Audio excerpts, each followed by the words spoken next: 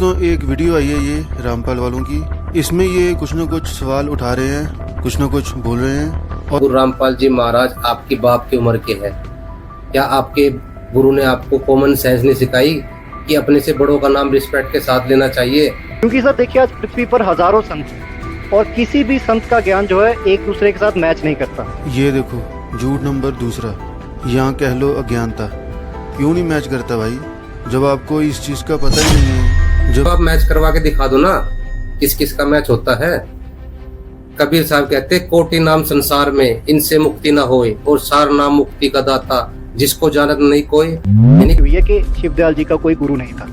तो बताऊं, ऐसे कुछ संत महात्मा हैं, बहुत कम हैं लेकिन हैं, जिनका कोई गुरु नहीं था। अब मैं नाम तो नहीं लूंगा, कुछ संत महात्मा ऐसे हैं जिनका कोई गुरु ही नहीं था। तो इस पे ये क्या कहेंगे? और आप सिद्ध करके दिखा दो, प्रमाणित करके दिखा दो कौन से संत महापुरुष हुए हैं जिन्होंने भगवान को पाया है बिना गुरु के, जिनका कोई गुरु नहीं था और उन्होंने भगवान को प्राप्त किया है। महात्मा को साकार बता रहे हैं, जो कि बिल्कुल ही गलत है। सभी संत महात्माओं ने कहा है कि वो निराकार है, उसका कोई रंग नहीं, कोई रूप नहीं, वो ना स्त्री है ना पुरुष है। नानक देव जी की वाणी से प्रमाण दिखाते हैं।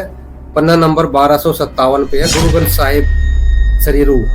ये है भाग्य कापड़ बोले बैन, लंबा नक काले तेरे नैन, और कबूर साहिब देखा बैन। इनका उपदेश सेम संत कबीर वाला है।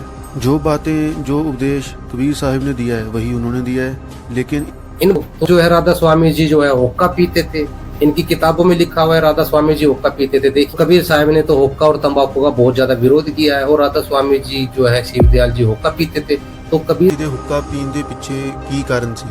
ਉਹ ਦੂਜਾ ਕਾਰਨ ਹੁੱਕਾ ਪੀਣ ਦਾ ਇਹ ਹੁੰਦਾ, ਤੁਸੀਂ ਬੇਸ਼ੱਕ ਸਰਚ ਕਰਕੇ ਦੇਖ ਲਿਓ ਗੂਗਲ ਤੇ, ਕਿ ਹੁੱਕਾ ਪੀਣ ਨਾਲ ਦੋਸਤੋ ਜੋ ਗੈਸ ਦੀ ਪ੍ਰੋਬਲਮ ਹੁੰਦੀ ਹੈ ਉਹ ਨਹੀਂ ਹੁੰਦੀ, ਤੇ ਇਹ ਜਿਹੇ ਚ ਉਹਨਾਂ ਨੂੰ ਕੋਈ ਗੈਸ ਦੀ ਪ੍ਰੋਬਲਮ ਨਾ ਆਵੇ, ਇਸ ਕਰਕੇ ਉਹ ਹੁੱਕਾ ਪੀਂਦੇ ਹੁੰਦੇ ਸੀ। ਇਹ ਵੀ ਹੋ राधा स्वामी जो है इनके परम धनी जो थे शिवदयाल जी, वो जो है हुक्का इसलिए पीते थे ताकि गैस न बने, उनको काफी समय तक बैठा रहना पड़ता था। ਐਫਰਟਸ ਮਾਈਕ ਤੇ ਇਸ ਨੂੰ ਪੀ ਕੇ ਭਜਨ ਸਿਮਰਨ ਵਿੱਚ ਵੀ ਬੰਦਾ ਲੱਗਿਆ ਰਹਿੰਦਾ ਹੋਵੇ, ਇਹ ਤਾਂ ਓਬਵੀਅਸਲੀ ਹੈਗਾ। ਜਦ ਹੁੱਕਾ ਐਸ ਅ ਮੈਡੀਸਿਨ, ਹੁੱਕਾ ਪੀ ਕੇ ਇਮਿਊਨਿਟੀ ਸਿਸਟਮ ਵੀ ਥੋੜਾ ਤੇਜ਼ ਹੋ ਜਾਂਦਾ, ਬੰਦਾ ਬਹੁਤ ਜ਼ਿਆਦਾ ਅਲਰਟ ਹੋ ਜਾਂਦਾ, ਉਸ ਕੰਮ ਤੇ ਫੋਕਸ। हुक्के को मेडिसिन बता रहा है राधा स्वामी जी का अग्निवीर। ये हुक्का जो है मेडिसिन है, पेट साफ रहता है और जो है इम्यूनिटी पावर बढ़ती है। बंदा कह रहा है गूगल पे सर्च कर लो हुक्का पीने से ये लाभ होते हैं। अरे गूगल पे तो सर्च कर ले, वो पाउच पे भी लिखा हुआ है तंबाकू पीने से कैंसर होता है। तो हुक्के में तंबाकू तो होता है, और कौन सा तो उसमें मक्खन डाल लगा हुक्के के अंदर। वो तो नानक देव जी ने बताए हुक्के के फायदे, कहीं लिखा हो तो वो दिखाओ। कबीर साहब ने बताए हुक्के के फायदे, वो बताओ। गरीबदास जी महाराज, रविदास जी महाराज और भी बड़े बड़े संत महापुरुष हुए हैं, उन्होंने कभी हुक्का पिया हो, उन्होंने हुक्के के फायदे बताए, वो दिखाओ।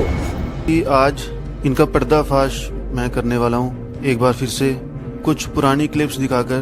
जैसा से रामपाल एक थोड़ा सा छोटा सा स्टेज है, उसके ऊपर बैठकर दूध से स्नान करता था, और वो दूध इकट्ठा कर लिया जाता था और उससे खीर बनती थी। साहब को जवाब नहीं आया तो ये जो है मीडिया के पल्लू में जाकर छिप गए। अब ये जो है मीडिया की बातें उठा कर लाए। वो बर्फ तो किसी के ऊपर भी कैसा भी लगाया जा सकता है, लेकिन बात तो प्रमाणित होनी चाहिए ना, सिद्ध करके दिखाओ। वो बंदा पकड़ के लाओ जिसने सतगुरु रामपाल जी महाराज जी को दूध से नहाते देखा हो, उसकी खीर खाई हो। आज तक उस बंदे को ना तो मीडिया वाले सामने लाए हैं, और ना ही ये इन अज्ञानी ये पाखंडी गुरुओं के जो चेले ना ये सामने लाए हैं। बस कबीर साहब ने कहा है कि किसी की निंदा नहीं करनी, किसी को गलत नहीं बोलना, अपनी वाणियों में कहा है उन्होंने। लेकिन ये कोई भी इन्होंने बंदा या ऑर्गेनाइजेशन नहीं छोड़ी जिनकी इन्होंने निंदा की हो, जिनका निंदा होते किसी की बात, झूठी बात को फैलाना, निंदा उसको कहते हैं।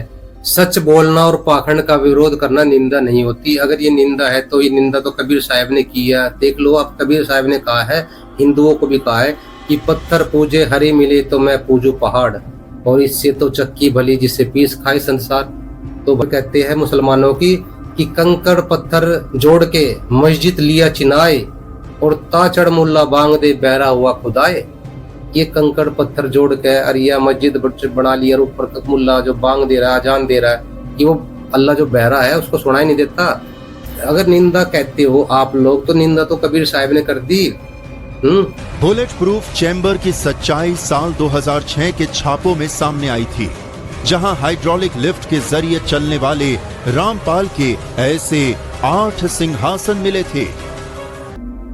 मतलब इन मीडिया वालों का काम है लोगों का माइंड वॉश करना, क्योंकि लोग तो पागल है, अज्ञानी है, अपना दिमाग तो लगाते ही नहीं, बस जो मीडिया वाले ने बोल दिया बस कान बोझ के गुग्गू की तरह सुन लिया। सामने गुड्डी जी बैठी हैं, तो गुड्डी जी सवाल ये है आपके सामने, इनमें से किस में जीपीएस टेक्नोलॉजी होती है? ए टाइपराइटर, बी टेलीविजन, सी सैटेलाइट या डी 2000 रुपए का नोट? 2000 रुपए के हर एक नोट पर NGC यानी नैनो GPS चिप लगा हुआ होगा। सर डी 2000 रुपए का नोट। श्योर है? अरे सर मैं क्या जी, पूरा इंडिया श्योर है। देवी जी आपका उत्तर गलत है, सही उत्तर है सी सैटेलाइट। सर आप मजाक कर रहे हैं ना? नहीं मैं मजाक क्यों करूंगा, मजाक तो वो था जिसे आपने सच मान लिया। पर सर न्यूज में तो यही दिखाया था। ये सिग्नल रिफ्लेक्टर की तरह काम करता है। जब कोई सैटेलाइट लोकेशन की जानकारी लेने के लिए सिग्नल देता है, NGC लोकेशन से इस सिग्नल को रिफ्लेक्ट कर देता है। ये तो उनकी गलती हुई ना? नहीं, हो सकता है उनकी गलती हो, लेकिन नुकसान तो आपका हो गया ना। तो देखा आपने देवियों सज्जनों, ज्ञान जहां से भी मिले बटोर लीजिए, तो पहले जरा टटोल लीजिए। मीडिया की बातें सुनकर अमिताभ बच्चन ने भी यही कहा है कि ज्ञान जहां से मिले बटोर लो, लेकिन उससे पहले टटोल लो। यानी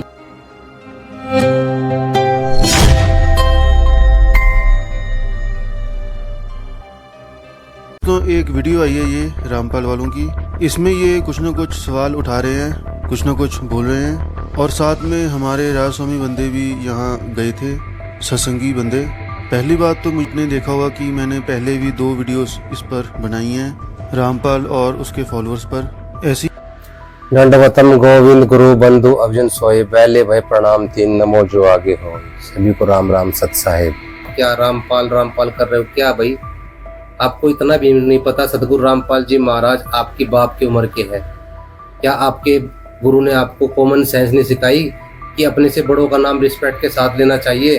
और दूर रामपाल जी महाराज जी को करोड़ों लोग फॉलो करते हैं। जिस संत को, महापुरुष को करोड़ों लोग फॉलो करते हो, तो उनका नाम हमें रिस्पेक्ट के साथ लेना ही चाहिए, क्योंकि कहीं ना कहीं हम उन करोड़ों लोगों को भी हर्ट करते हैं, उनको भी तकलीफ पहुंचाते हैं।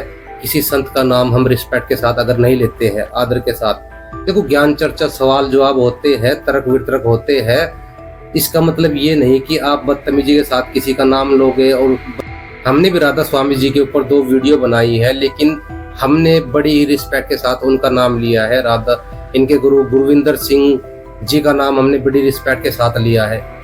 तो भाई साहब, ज्ञान की बात तो बाद में करना, पहले बोलने की तमीज सीखो।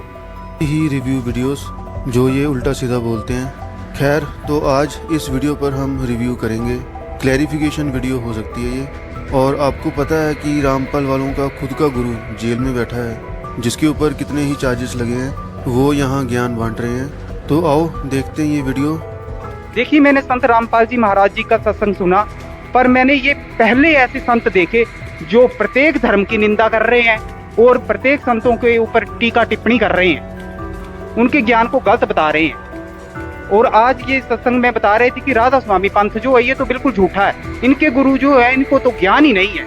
अरे संत रामपाल जी महाराज जो हैं वो दूसरे संतों के ऊपर टीका टिप्पणी नहीं करते, बल्कि उनके ज्ञान को हमारे सदग्रंथों यानी वेद और गीता और जिन महापुरुषों का मोक्ष हुआ है उनकी वाणी से कंपैरिजन करते हैं, कि भक्त समाज को ये पता चल सके कि कौन सा संत जो है वो शास्त्रों के अनुसार यानी सही ज्ञान दे रहा है और कौन सा संत जो है वो शास्त्रों के विरुद्ध यानी गलत ज्ञान दे रहा है। क्योंकि सर देखिए, आज पृथ्वी पर हजारों संत हैं और किसी भी संत का ज्ञान जो है एक दूसरे के साथ मैच नहीं करता। ये देखो, झूठ नंबर दूसरा, यहाँ कह लो अज्ञानता। क्यों नहीं मैच करता भाई? जब आपको इस चीज़ का पता ही नहीं है, जब आप सिर्फ इल्ज़ाम लगाने पर ही लगे हो, सिर्फ अपने आप को ही सही कहने पे लगे हो और बाकी सबको गलत। कितने ही लोगों ने आपका विरोध किया है, वो भी वीडियोस वायरल हुई हैं। अब मैं जो प्रेजेंट गुरुस हैं जिनका उपदेश एक जैसा है बिल्कुल, उनका नाम तो नहीं लूँगा, लेकिन जो प्रीवियस संत महात्मा हुए हैं पास्ट में, जिनकी गुरबानी ग्रंथ पोथियाँ हम आज पढ़ते हैं, उनका भी उपदेश सेम है। कितने ही ऐसे संत महात्मा हैं जिन्होंने नाम की कमाई बताई है। तो आप कैसे कह सकते हो कि गुरुस का उपदेश मैच नहीं कर रहा, जब आपको इतना तो पता नहीं है? So point to be noted. साहब पहले समझ लो, भाई साहब पहले दिमाग से थोड़ा समझ लो कि क्या कहा जा रहा है। यहाँ पर प्रेजेंट गुरुओं की बात हो रही है, पास्ट वाले गुरुओं की बात नहीं हो रही है। नानक देव जी, रविदास जी, कबीर साहब जी, जो पास्ट के जो संत हुए हैं, उनका तो ज्ञान मैच करता था, लेकिन जो वर्तमान के प्रेजेंट के इनका ज्ञान मैच नहीं करता। तो प्रेजेंट वालों की बात हो रही है, पास्ट में क्यों खड़े हो रहे जाके आप? बात तो हो रही है प्रेजेंट वालों की। भाई साहब पास्ट में जाके खड़ा हो रहा है, पास्ट वालों को दान दे रहा है। प्रेजेंट वालों का नाम बता भाई, किन किन संतों का, महापुरुषों का ज्ञान मैच होता है, उनके नाम मंत्र मैच होते हैं। जितने भी संत है सबके नाम अलग अलग, ज्ञान अलग अलग। भाई साहब आप मैच करवा के दिखा दो ना, किस किस का मैच होता है।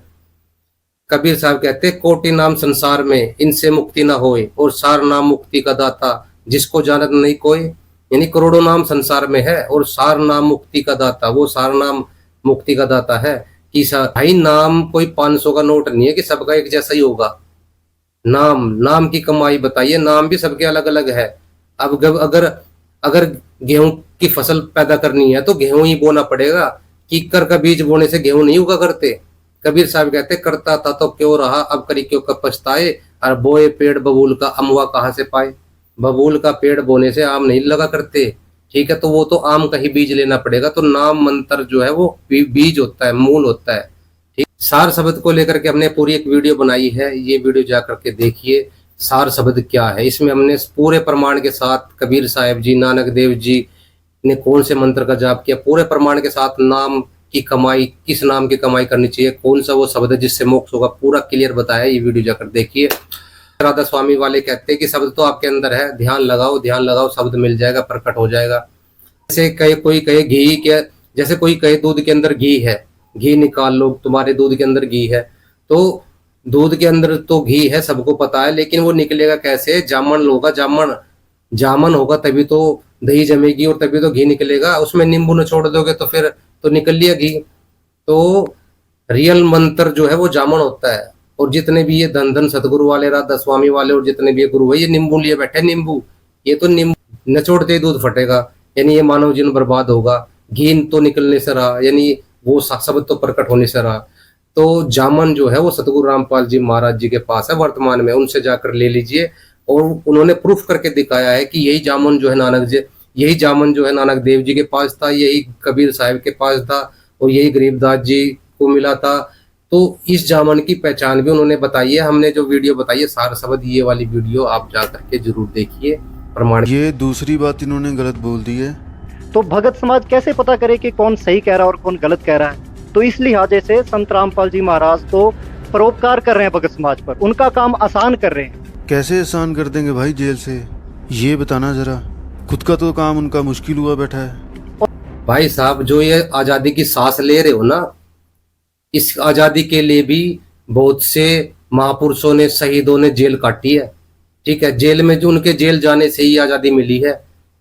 तो जितने भी महापुरुष हुए उन्होंने संघर्ष किया। नानक देव जी ने भी बाबर की जेल में रहे थे, नानक देव जी भी बाबर की जेल में रहे थे। कृष्ण जी भी जेल में ही पैदा हुए थे, उनके माँ बाप भी जेल में रहे थे। रामचंद्र जी को 14 साल का वनवास हुआ था। सीता माता जो है वो रावण की कैद यानी जेल में रही थी, और ईसा जी को सूली पर चढ़ाया गया था। तो जो महापुरुष संत महात्मा हुए हैं उन्होंने बहुत ही संघर्ष झेला अपनी जिंदगी में। ठीक है, बिना संघर्ष के कुछ नहीं प्राप्त होता। साधु संतों महात्माओं का जीवन जो है संघर्ष से भरा होता है। कबीर साहिब के साथ इतने अत्याचार किए, 52 कसनी पढ़ के देखना। संत महात्माओं का जीवन इतना आसान नहीं रहा है, बहुत संघर्षपूर्ण रहा है। क्या जानते हो सब संतों के बारे में? जिस पेड़ पर फल लगते हैं ना, लोग उसी पर पत्थर मारते हैं। किक्कर के पेड़ पे कोई पत्थर नहीं मारता। तो तुम्हारा ये जो है ना राधा स्वामी, ये सब किक्कर के पेड़ है। ठीक है, संत रामपाल जी महाराज जी का आम का पेड़ है जिसपे जो लोग पत्थर मार रहे हैं। और क्या कह रहे हैं, काम रुका पड़ा सतगुरु रामपाल जी महाराज का। क्या काम रुका पड़ा है भाई, बता तो दे। जब जिस समय सतगुरु रामपाल जी महाराज जेल में गए थे, एक चैनल पे सत्संग आता था। आज सतगुरु रामपाल जी महाराज 13 चैनल पे सत्संग आता है। सतगुरु रामपाल जी महाराज जेल में गए थे, एक आश्रम था वो भी गवर्नमेंट ने छीन लिया था। आज 11 आश्रम है बड़े बड़े, और 500 से ज्यादा नामदान सेंटर विश्व में खुल चुके हैं। और सतगुरु रामपाल जी महाराज लाखों किताबें फ्री ऑफ कॉस्ट लोगों के घर घर भिजवा रहे हैं। और हर 2 महीने में देसी घी का भंडारा करते हैं, पूरे विश्व को निमंत्रण देते हैं। कौन सा काम रुका बैठा है भाई साहब? कौन सी दुनिया में हो, आपको खोलो। संत महात्मा महापुरुष परमात्मा वही होता है जो जेल में बैठ के सारे काम कर दे, उसको जेल से बाहर आने की जरूरत नहीं होती। जैसे सूर्य होता है, वो लाखों करोड़ों किलोमीटर दूर रहकर भी इस धरती के अंधकार को दूर करता है प्रकाश दे करके। ठीक इसी प्रकार जो संत महात्मा होते हैं वो जेल में बैठकर भी इस पूरी दुनिया को सुखी कर देते हैं। अपने गुरु रामपाल जी महाराज जो है समाज सुधार के अनेकों कार्य कर रहे हैं। अब अगर वीडियो में बताने लग जाऊं तो वीडियो बहुत लंबी हो जाएगी, समझदार को संकेत ही बहुत है। और ऐसे ही संत रामपाल जी महाराज ने राधा स्वामी पंथ के ऊपर कोई टीका टिप्पणी नहीं की है, बल्कि उनकी जो पंथ में प्रचलित पुस्तकें हैं उनको केवल हमारे सदग्रंथों से कंपैरिजन मात्र किया है। और ये बात उन्होंने अपने सत्संगों से स्पष्ट कर दी है कि राधा स्वामी पंथ में जो ज्ञान प्रचार किया जा रहा है वो टोटल हमारे शास्त्रों के विरुद्ध है। वो ना तो वेद और गीता से मैच होता है और ना ही उन संतों की वाणी से मैच होता है जिनका मोक्ष हो। अच्छा दोस्तों, ये बात खुद कह रहे हैं, जो बंदे खुद हिंदू धर्म का इतना विरोध करते हो, ये बात वो बोल रहा है। दोस्तों, इनकी कोई जुबान नहीं है ऐसे बंदों की, झूठे बंदों की, कभी कुछ तो कभी कुछ। मैं आपको प्रूफ दिखाता हूँ, वीडियोस दिखाता हूँ, फिर आप कहना। फिर ये बंदे सामने आए और राधा स्वामी वालों ने या उनके किसी भी गुरुज ने आज तक हिंदू धर्म के खिलाफ या वेद शास्त्रों के खिलाफ कभी कोई बात नहीं कही। ये मूर्ख बंदे खुद सबका विरोध कर चुके हैं। ये भाई जो है एक नंबर का अज्ञानी व्यक्ति है। अरे कॉमन सेंस तो लगाओ भाई। सतगुरु रामपाल जी महाराज जी के शिष्यों ने सवाल किया है कि जो राधा स्वामी जो है उनका जो ज्ञान है, जो पास्ट के जो संत हुए हैं, नानक देव जी, कबीर साहेब, रविदास जी, उन संतों से मैच नहीं करता और ना ही वेद गीता पुराणों से मैच करता है। राधा स्वामी जी का जो नाम है, ज्ञान है, मंत्र सब कुछ है, उन संत स्वामी जी का ज्ञान और नाम मंत्र उन पास्ट के संतों से मैच नहीं करते। ये सवाल था सतगुरु रामपाल जी महाराज जी के शिष्यों का। तो भाई साहब को जवाब देना चाहिए था कि मैच करवा के दिखाना चाहिए था, प्रमाण देना चाहिए था कि देखो मैच होता है। भाई साहब को चाहिए था कि मैच करवा के दिखाए, बात खत्म थी। मैच करवा के दिखा देता कि हाँ भाई मैच होता है, कि नानक देव जी से मैच होता है, रविदास जी से, कबीर साहिब जी से, या वेद गीता पुराणों से मैच होता है उनका ज्ञान राधा स्वामी जी का, तो करवा के दिखा देते। लेकिन जो सवाल चल रहा है उसका तो जवाब आया नहीं और कोई दूसरा टॉपिक छेड़ के बैठ गए। देखते क्या बता रहे हैं, सुनो इनकी राम कथा। कितना ही इनका विरोध हो चुका है, ये प्रूफ देखो पहले। जैसे बोलते हैं ना कि झूठे बंदे के कोई पैर नहीं होते, झूठ के कोई पैर नहीं होते, तो ये बात देखने को मिलेगी हमें यहाँ। सत्संग के दौरान अनुयायी शहर में रामपाल का प्रचार करते हुए कुछ पुस्तकें निःशुल्क बांट रही हैं। इन पुस्तकों में छपी सामग्री को पढ़कर शहर के कुछ हिंदू धार्मिक संगठनों में रोष पनप गया है, तो हिंदू धार्मिक संगठनों ने रोष स्वरूप मार्केट कमेटी एलनाबाद कार्यालय के पास लामबंद हो गए। रामपाल और उनके अनुयायियों के खिलाफ मुर्दाबाद के नारे लगाए। सभी ने मिलकर एसडीएम के नाम एक ज्ञापन लिखा और रामपाल के अनुयायियों को। इसी दौरान लोगों ने कहा कि संत रामपाल के अनुयायी हिंदू देवी देवताओं का अपमान कर हिंदुओं में धार्मिक उन्माद भड़काने का प्रयास कर रही हैं। उनकी पुस्तकों में गीता और रामायण के बारे में गलत तरीके से टिप्पणी कर रखी है। उनकी इस हरकत से हिंदुओं की भावनाएं आहत हुई हैं। अगर रामपाल के अनुयायियों द्वारा ये सत्संग किया गया तो वो अपने इस धार्मिक अपमान को किसी भी सूरत में बर्दाश्त नहीं करेंगे। इसलिए शहर में शांति व्यवस्था बनाए रखने के लिए ऐसे दुष्प्रचार को बंद करते हुए सत्संग स्थल से तुरंत प्रभाव से रामपाल के अनुयायियों को ऐसा करने से रोका जाए। सतगुरु रामपाल जी महाराज जो है अंधों के देश में चश्मे लेकर के आ गए, इसलिए विरोध हो रहा है। हिंदू धर्म के जो लोग हैं उनको अपने धर्म के शास्त्रों का ज्ञान नहीं है, ना वेदों का, ना गीता का, ना पुराणों का, वे कभी नहीं पढ़ते। आप सर्वे कर लो रोडों पे, आप चाहे सर्वे कर लो, सड़क पे निकल जाओ, आप किसी से पूछ लो।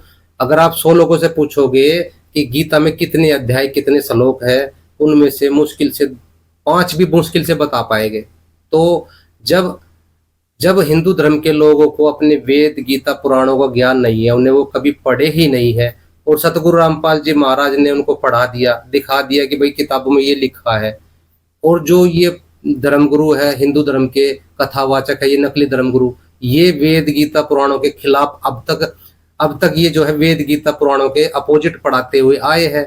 तो हिंदू धर्म के लोगों ने वेद गीता पुराणों में जो लिखा है वो तो पढ़ा नहीं, और दंत कथाएं पढ़ ली, अज्ञान पढ़ लिया। अब सतगुरु रामपाल जी महाराज वेद गीता पुराण पढ़ा रहे हैं, तो इनको लग रहा है कि हिंदू धर्म विरोधी है। इसलिए रामपाल जी महाराज जी की ज्ञान गंगा किताब पर 100 से ज्यादा बार FIR हो चुकी है, और हर बार वो किताब जो है बाइज्जत बरी हो जाती है, क्योंकि उसके अंदर हर बात प्रमाणित है, वेद गीता पुराण शास्त्रों से लिखी गई है, ली गई है। तो ऊपर जो कोर्ट के अंदर जज बैठते हैं वो अनपढ़ गवार नहीं है, वो अच्छा, वो सब तो वो जांच पड़ताल करके ही डिसीजन लेते हैं। और सतगुरु राम महाराज जी के ऊपर जो धार्मिक भावनाएं भड़काने का जो केस लगा था, उसमें सतगुरु रामपाल जी महाराज बाइज्जत बरी हो चुके हैं। आपको बता दूं, अगर आप मानते हो कि सतगुरु रामपाल जी महाराज जी के शिष्य जो है कि हिंदू धर्म के शास्त्रों के खिलाफ, वेद गीता के खिलाफ बोल रहे, तो आप उठा के पढ़ लीजिए। देवी भागवत पुराण में लिखा हुआ है, ब्रह्मा विष्णु महेश जो है नासवान है, इनकी जन्म मृत्यु होती है, इनकी पूजा करने वाले को अज्ञानी कहा गया। ये देवी भागवत पुराण में लिखा हुआ है। अगर आप कहते हो तो विरोध, तो और साहब का फेम और कबीर साहब का एक शब्द है, यूट्यूब पे भी आपको मिल जाएगा कि गगन मंडल में आग लगी बड़ी भारी, गगन मंडल में आग लगी बड़ी भारी, जल गई दुनिया सारी। ब्रह्मा भी जल गया, विष्णु भी जल गया और शंकर जला लटाधारी, राम भी जल गया, लक्ष्मण भी जल गया और जल गया कृष्ण मुरारी। गगन मंडल में आग लगी बड़ी भारी, गगन मंडल में आग लगी बड़ी भारी, कबीर साहब का शब्द है, आप सर्च कर लेना। तो अगर आप कहते हो कि भाई ये तो, अगर आप इसको मानते हो विरोध किया है या निंदा की है, तो ये तो संत महात्माओं ने बोल रखी है वाणियां, हमने कौन सा नहीं बता दी। और ये वेद पुराणों ने कर रखी है निंदा। अगर आप इसको विरोध मानते हो तो वेद पुराणों में लिखा हुआ है। तो हम जो बता रहे हैं ये सब वेद गीता पुराणों में लिखी हुई बातें हैं, हम अपनी तरफ से नहीं बता रहे। आप उनको जाकर पढ़िए। ये इसको हम किसी धर्म का विरोध नहीं कर रहे, बल्कि धर्म के प्रति जागृत कर रहे हैं। वेद शास्त्रों में क्या लिखा हुआ है। बागेश्वर धाम के पीठाधीश्वर पंडित धीरेन्द्र कृष्ण शास्त्री के दरबार में संत रामपाल की शिक्षाओं से परेशान एक महिला का परिवार पहुंच गया। इस महिला के परिवार ने बताया कि संत रामपाल की शिक्षाओं के चलते उनकी बहू नास्तिकों जैसा व्यवहार कर रही है। उन्होंने बताया कि उनकी बहू के द्वारा घर में रखे भगवान शिव को बाहर फेंकने की बात कही जाती है। पति बीमार रहता, परेशान रहता, एवं बेटा को जॉब हो जाएगी, बहू नास्तिकों जैसी चलती है, रामपाल नामक संत को मानती है। बागेश्वर धाम पीठाधीश्वर के पर्चे में लिख कर आया कि परिवार अपनी बहू से परेशान है। बहू संत रामपाल को मानती है और इसके कारण निराकार पूजा करती है और साकार रूप में यानी पत्थर के देवी देवताओं को मानना बंद कर चुकी है। भगवान, किसी को भगवान में पत्थर दिखाई पड़ते, हमें पत्थर में भगवान दिखाई पड़ता है। तो दोस्तों देखा आपने, ये खुद हिंदू धर्म के खिलाफ हैं, इतना विरोध कर रहे हैं देवी देवताओं का, और तभी इनको कोई इम्पोर्टेंस नहीं देता। गुरु इनका खुद रामपाल जेल में बैठा है, तभी इनकी ऐसी हरकतों की वजह से। पहले भी ऐसे ही एक्सपोज कर चुका हूँ मैं इनको। देखिए, हम सभी देवी देवताओं का आदर सत्कार करते हैं। ब्रह्मा, विष्णु, शिव जी, गणेश जी, दुर्गा जी आदि, इन सभी देवी देवताओं के मंत्र जाप हमारे गुरु जी करने को देते हैं। हम इनके मंत्रों का भी जाप करते हैं और हम इनकी जो है असुर निकंदन रामायण यानी आरती भी करते हैं दोपहर के समय। इनका आदर सत्कार करते हैं। ब्रह्मा, विष्णु, शिव जी ये हमारा परिवार है। जैसे एक पतिव्रता स्त्री जो है परिवार में रहती है, जेठ, देवर, जेठानी, सास, ससुर सभी के साथ वो रहती है, लेकिन वो पूजा अपने पति की करती है। तो ठीक इसी प्रकार ब्रह्मा, विष्णु, शिव जी, राम, कृष्ण ये सभी हमारे परिवार के सदस्य है। ये समझ लो ये देवर, जेठ, जेठानी, सास, ससुर है। और हमारे जो पति परमेश्वर कबीर साहिब है, और इसलिए हम अपने दिल में और अपने पूजा स्थल पर कबीर परमेश्वर की फोटो रखते हैं और उनकी पूजा करते हैं। तो इसका मतलब ये नहीं कि हम ब्रह्मा, विष्णु, महेश को, राम, कृष्ण को नहीं मानते या उनका निरादर करते हैं। अब कोई पतिव्रता स्त्री है, अगर वो अपने पति का फोटो अपने पर्स में रख रही है, अपने दिल में पति को बसा रही है, तो इसका मतलब ये नहीं कि वो देवर, जेठ, जेठानी, सास, ससुर का आदर सत्कार नहीं कर रही है। तो ये हमारा परिवार है। तो जब वो पतिव्रता स्त्री अलग होती है अपने परिवार से, तो अपने पति के साथ चली जाती है, वो पीछे मुड़कर सास, ससुर, देवर, जेठ, जेठानी की तरफ नहीं देखती। तो जब हम सतलोक, अमरलोक में चले जाएंगे तो हमारा इनसे कोई कनेक्शन नहीं रहेगा। लेकिन जब तक यहाँ ज्वाइंट फैमिली में है, तब तक ब्रह्मा, विष्णु, शिव जी, राम, कृष्ण आदरणीय। हम रोज दोपहर को इनकी आरती करते हैं और इनके मंत्र का जाप भी करते हैं, क्योंकि ये तीन लोग के भगवान हैं। और ब्रह्मा, विष्णु, महेश के हम निरादर नहीं कर रहे, लेकिन कुछ अज्ञानी लोग जो है ब्रह्मा, विष्णु, महेश को सारी सृष्टि का रचनहार बताते हैं, सुप्रीम पावर बताते हैं। वो उनसे हम कहते हैं कि भाई देखो, ब्रह्मा, विष्णु, महेश सारी सृष्टि का रचनहार नहीं है। चाहे तो आप शास्त्रार्थ कर लो, वेद, गीता, पुराण को उठाकर देख लो। तो जैसे कोई कहे कि भाई डीसी है, डीसी जो है अपने जिले का भगवान है, तो बिल्कुल नो डाउट हम भी मानते हैं भाई अपने जिले का भगवान है डीसी। और कोई कहे डीसी जो है पूरे देश का भगवान है, तो भाई देश का भगवान डीसी नहीं है और देश का साहब नहीं है डीसी। डीसी तो केवल जिले का साहब है। प्रधानमंत्री है देश का साहब यानी भगवान। तो ठीक इसी प्रकार ब्रह्मा विष्णु महेश 3 लोक के भगवान है, हम भी मानते हैं। लेकिन कोई अज्ञानी आगे कहे कि सारी सृष्टि का रचना आ रही ये है वो, तो फिर तो सामने आ जा भाई, शास्त्रार्थ कर ले, प्रमाणित कर ले। तो इसका मतलब ये नहीं कि हम ब्रह्मा विष्णु महेश की निंदा कर रहे हैं भाई, जितनी उनकी शक्ति है उतना तो हम मान ही रहे हैं उनको। लेकिन उनसे ऊपर परम शक्ति है, ब्रह्म के ऊपर परब्रह्म है, पूर्ण ब्रह्म है, तो उनकी तरफ भी चलने के लिए संकेत किया गया। जैसे हमारे गुरु जी कहते हैं, कबीर साहब की वाणी है, तीनों देवा कमल दल बसे ब्रह्मा विष्णु महेश, और प्रथम करो इनकी वंदना फिर सुनो सतगुरु उपदेश। यानी ब्रह्मा विष्णु महेश की वंदना भी करते हैं हम, दोपहर की आरती करते हैं, मंत्र जाप करते हैं, उसके बाद सतगुरु का उपदेश यानी अपने पूर्ण ब्रह्म कबीर परमेश्वर सतगुरु रामपाल जी महाराज जी द्वारा दी हुई भक्ति विधि करते हैं, वो पूर्ण मोक्षदायक है। तो यहाँ का लाभ ब्रह्मा विष्णु महेश के द्वारा परमात्मा दिलवाते हैं, और फिर उसके बाद मोक्ष पाने की जो विधि है वो कबीर परमात्मा यानी कबीर साहिब ही जन्म मृत्यु 84 से छुटवा सकते हैं। वो ब्रह्मा विष्णु महेश 84 लाख योनियां जन्म मृत्यु से नहीं छुटवा सकते, क्योंकि लेकिन आपको ये जानकर बड़ी हैरानी होगी कि जो राधा स्वामी पंथ के प्रवर्तक थे शिवदयाल जी, उनका खुद का कोई गुरु नहीं था। और ये बात इन्हीं की पुस्तक जीवन चरित्र स्वामी जी महाराज के पृष्ठ नंबर 28 पे लिखी हुई है कि शिवदयाल जी का कोई गुरु नहीं था। तो मैं इनसे पूछना चाहता हूँ कि फिर राधा स्वामी पंथ वाले अगर कबीर साहब की वाणी को सत्य मानते हैं, तो फिर शिवदयाल जी का मोक्ष कैसे हुआ बिना गुरु के? तो इससे ये बात स्पष्ट है कि राधा स्वामी पंथ जो है उसमें जो भी ज्ञान वो दे रहे हैं वो संतों की वाणी के आधार पर नहीं दे रहे हैं, और ये निगुरा पंथ है राधा स्वामी पंथ। इस बात का जवाब दोस्तों मैं इनको देता हूँ, जिनको ये खुद मानते हैं कबीर साहब, उनका गुरु कौन था? ये खुद कहते हैं कि वो प्रकट हुए थे। अगर देखा जाए तो ये भी बात समझ में नहीं आती। और कहा यह भी जाता है कि दुनिया को दिखाने के लिए कबीर साहब ने रामानंद जी को अपना गुरु बनाया था, जो कि वेद शास्त्र पढ़ा करते थे, पंडित थे। तो पहले तो ये इस बात का जवाब दें कि कबीर साहब का गुरु कौन था, और अगर रामानंद जी उनके गुरु थे तो वो तो भगवान विष्णु और देवी देवताओं को बहुत मानते थे, तो ये उनके खिलाफ क्यों? जैसा आपने पहले वीडियोस देखी, तो ये इनका झूठ पकड़ा गया, कभी कुछ तो कभी कुछ, कोई इनकी बात का लॉजिक नहीं है। भाई का सवाल है, कबीर साहब ने रामानंद जी को गुरु बनाया, लेकिन रामानंद जी तो देवी देवताओं की पूजा करते थे। तो भाई साहब बता दूं कि कबीर साहब पूर्ण परमात्मा थे, सारी सृष्टि के रचनाहार थे, उनको गुरु बनाने की जरूरत नहीं थी। लेकिन फिर भी उन्होंने गुरु बनाया, क्योंकि गीता अध्याय 3 के श्लोक 21 में लिखा हुआ है कि जैसे जैसे लीडर करता है वैसे वैसे ही उसके फॉलोअर करते हैं। यानी जो जैसे जैसे लीडर करता है वैसे वैसे उसके फॉलोअर करते हैं। यानी कि जैसे कि कहावत है ना कि भाई बच्चे होते हैं देखकर सीखते हैं, जैसे जैसे माता पिता करते वैसे वैसे बच्चे भी सीखते हैं। तो वो सबका बाप होता है, सारी सृष्टि रचनार। तो वो हमें एक एज ए ट्रेनर करके दिखाता है कि पहले तो कबीर साहब ने बहुत सारी वाणियां बोली है, गुरु बिन वेद पढ़े जो प्राणी समझे न सार रहे अज्ञानी। तो लोग आने वाले समय में ये कहते भी कबीर साहब ने कौन सा गुरु बनाया, इतनी वाणियां बोल दी गुरु के ऊपर, गुरु बनाना चाहिए। तो इसलिए कबीर साहब ने दिखाने के लिए रामानंद जी को गुरु बनाया था। लेकिन रामानंद जी को जब बताया कि सारी सृष्टि का रचनार मैं हूँ, कबीर साहब ने जब रामानंद जी को सतलोक दिखाया तो अपनी स्थिति से परिचित करवाया कि मैं हूँ सारी सृष्टि का रचनार, मैं हूँ सतपुरुष कबीर साहब। तो वो सतलोक सचखंड में कबीर साहब को देखने के बाद रामानंद जी ने कहा कि दो ठोर है एक तू भया एक से दो, और गरीबदास हमकार ने आए हो मगजो, कि आप जो है उस सतलोक में भी आप ही बैठे हो और यहाँ भी जुलाई के रूप में भी आप ही आए बैठे हो, तो आप तो दोनों तरफ हो।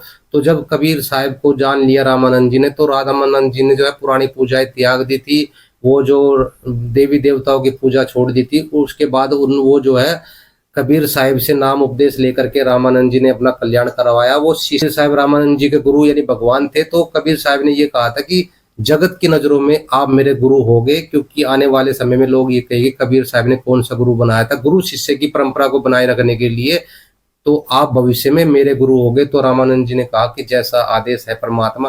तो कबीर साहब रामानंद जी के भगवान गुरु थे, लेकिन लोगों की नजरों में, संसारिक नजरों में, लोगों की नजरों में रामानंद जी कबीर साहब के गुरु थे। यानी कबीर साहब ने चेला बन करके रामानंद जी को पार किया। और अगली बात मैं करता हूँ, ऐसे कुछ संत महात्मा हैं, बहुत कम हैं लेकिन हैं, जिनका कोई गुरु नहीं था।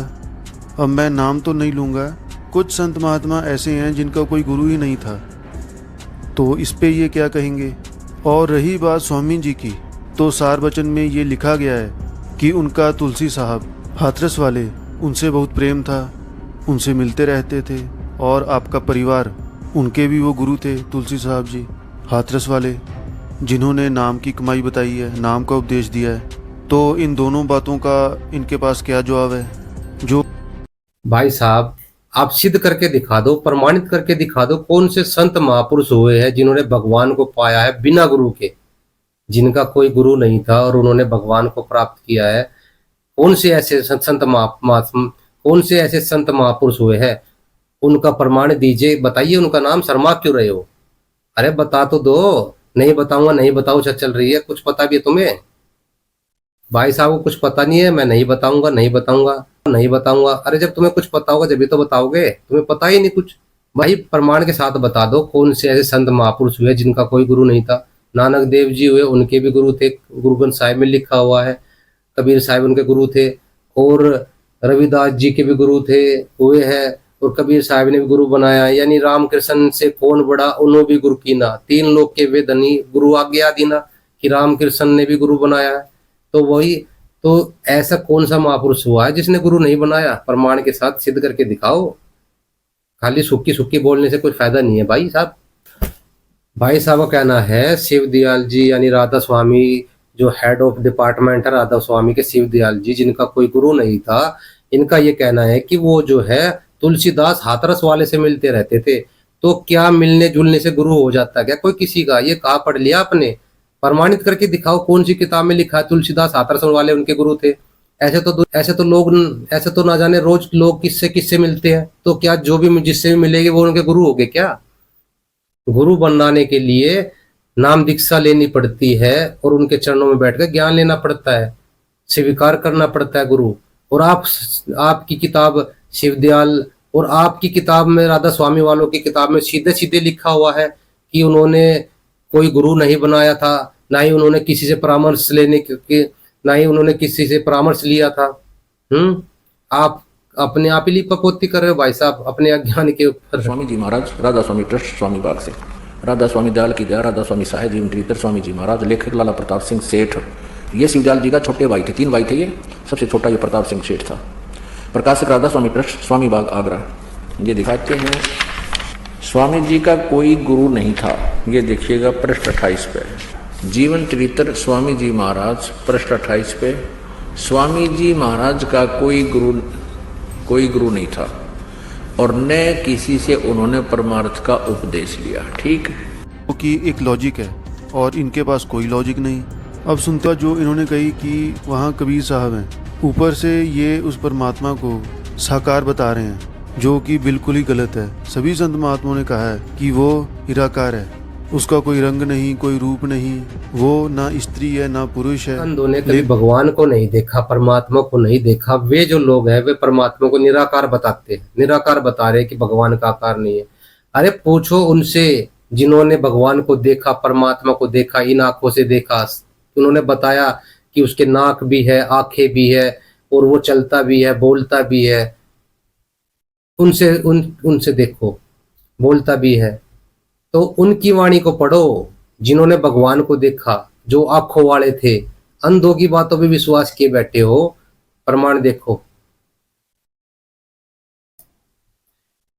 देखिए गुरु नानक देव जी की वाणी से प्रमाण दिखाते हैं। पन्ना नंबर 1257 पे है, गुरु ग्रंथ साहिब शरीरू। ये है, भाग्य कापड़ बोले बैण, लंबा नख काले तेरे नैन, और कबू साहेब देखा बैण। तो यहाँ पर क्लियर बता दिया कि भाग्य कापड़ बोले बैण, यानी वो परमात्मा जो है बोलता है, बैण मुंह से बोलता है वो, और लंबा नक और काले तेरे नैन, यानी उस परमात्मा का जो नाक भी है और काले नैन भी है। क्लियर हो गया।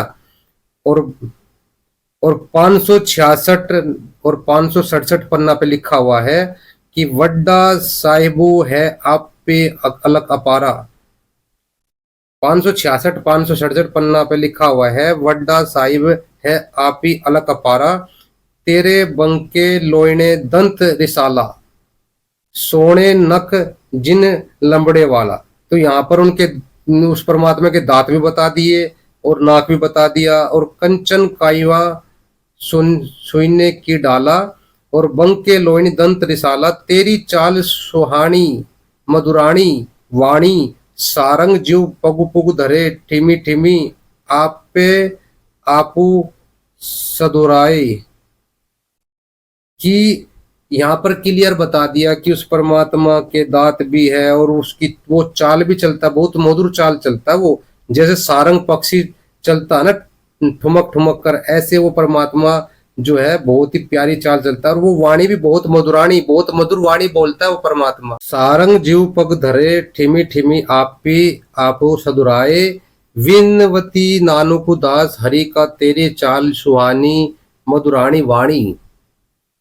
तो यहाँ पर परमात्मा की वाणी का भी जिक्र किया है कि इस परमात्मा की बहुत ही मधुर वाणी है, सुहावनी वाणी है और चाल है।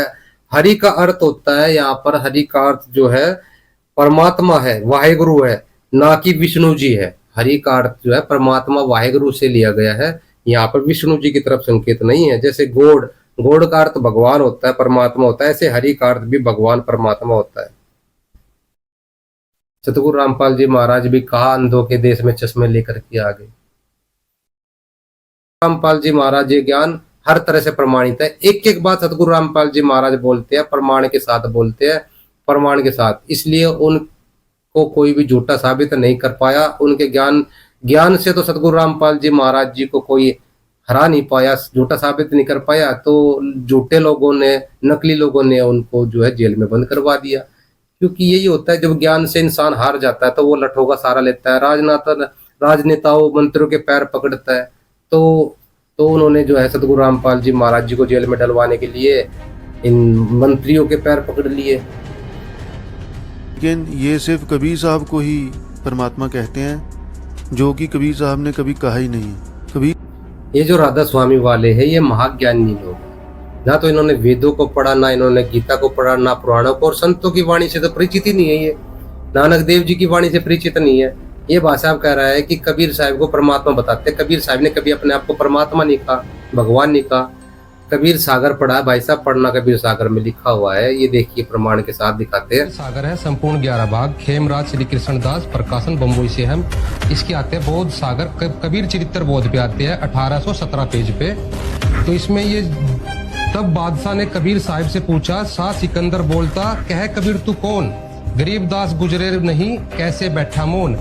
कबीर साहब ने उत्तर दिया, कबीर साहब कहते हैं, हम ही अलग अल्लाह है, कुतुब गोश गुरु पीर, गरीबदास मालिक दनी हमरो नाम कबीर। यानी सारी सृष्टि का रचनाहार मैं ही हूँ और मैं ही अलग अल्लाह हूँ, यानी सर्वोपरि अल्लाह मैं ही हूँ और मेरा नाम कबीर है। मैं ही गोश गुरु पीर, यही मैं गुरु हूँ सबका, और मैं ही मालिक धनी हूँ, यानी सृष्टि का रचने वाला मैं हूँ, मेरा नाम कबीर है। अभी हमने कि संत महात्मा हमारे दरमियान आते हैं और उस शब्द का, नाम का होका देते हैं, शब्द और नाम की कमाई में लगाते हैं और मुक्ति देने के लिए आते हैं।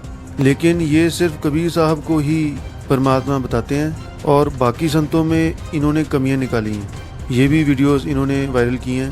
हर एक संत में से इन्होंने कोई ना कोई कमी निकाली है। उनकी बाणी में से 2 लाइनें निकाल लेते हैं बड़ी ही चालाकी से और मिस इंटरप्रेट करते हैं। भाई साहब अगर 2 लाइन भी बताएंगे तो वो प्रमाणित ही बताएंगे, शास्त्रों के आधार से बताएंगे, बिल्कुल मक्खन की तरह। 2 लाइनें भी मक्खन की तरह होगी, तुम्हारी तरह छाछ नहीं होगी, पानी नहीं होगा।